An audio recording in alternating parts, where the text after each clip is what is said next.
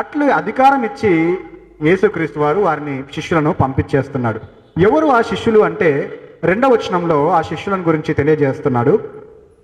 ఆ 12 మంది అపోస్తలుల పేర్లు ఏవనగా, అపోస్తలులు అంటే పంపబడిన వారు అని అర్థమండి. ఆ 12 మంది అపోస్తలుల పేర్లు ఏవనగా, మొదట పేతురు అనబడిన సీమోను, అతని సహోదరుడగు ఆంద్రేయ, జబదయి కుమారుడగు యాకోబు, అతని సహోదరుడగు యోహాను, ఫిలిప్పు, బర్తలోమయి, తోమా, సుంకరి అయిన మత్తయి, అల్ఫయి కుమారుడగు యాకోబు, తద్దయి అను మారుపేరు గల లెబ్బయి, కనానీయుడైన సీమోను, ఆయనను అప్పగించిన ఇస్కరియోతు యూదా. ఇలా చాలా క్లారిటీగా చెప్పేస్తున్నాడండి. మీరు మళ్ళీ అంటే ఇప్పుడు పేతురు కూడా సీమోను అనబడ్డాడు, ఇక్కడ ఇంకొక సీమోను కూడా ఉన్నాడు, కనానీయుడైన సీమోను.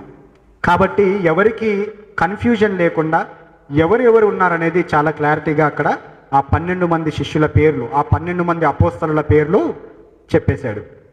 మత్తయి ఆ విధంగా చెప్పాడు. మత్తయి కూడా ఆ అపోస్తలుల్లో ఒకడే.